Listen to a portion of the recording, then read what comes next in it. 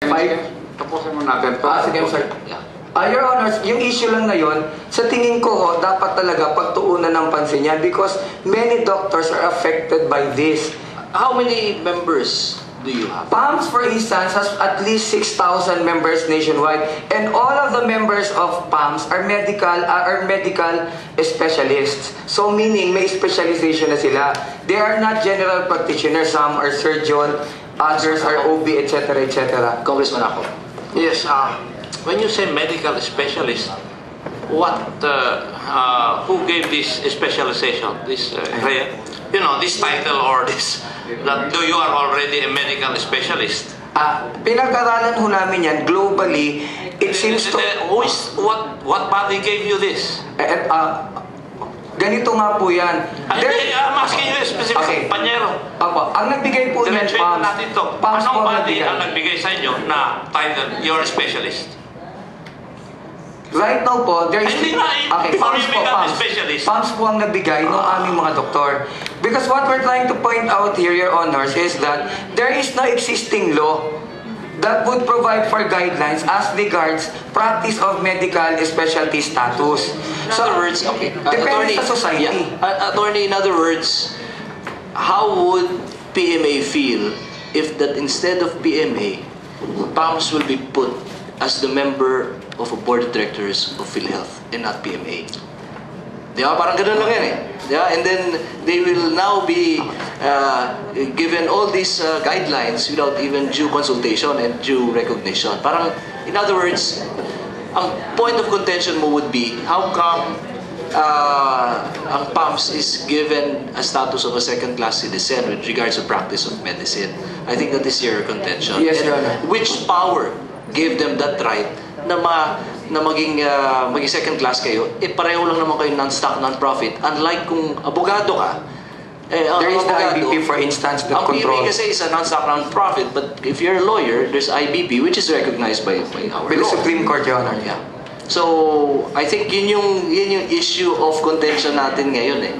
Na masasagot lang, hindi ko alam kung sino sasagot niya dahil kasi ang nakalagay sa charter ng PhilHealth na yung membro ng board of directors would be PMA and not PAMS. So, the question is, are we going to change the membership based from a valid complaint coming from a medical society which is composed of 6,000 doctors? Or what we can do is to change that certain provision, letter L of section 16, that instead of based from guidelines coming from PhilHealth, arbitrarily those who are enumerated can practice. Papalitan lang yung as what you have said. So may we now ask a comment coming from, or a position coming from PhilHealth?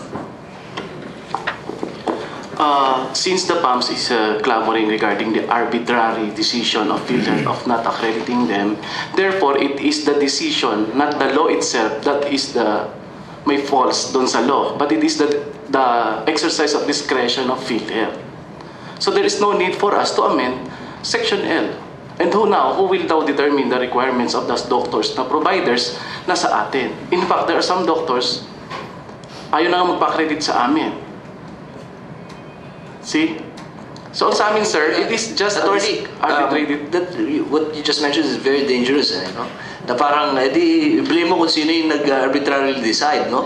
And so as much as, no, a lot of hospital owners or hospital directors are writing me letters. I'll show them later to you, no? That in certain, I want the congressman to know this, that in certain cities in this country, if they have 5 private hospitals, the cheapest way to outsmart and beat their competitor is to connive with PhilHealth official and then cancel or their accreditation.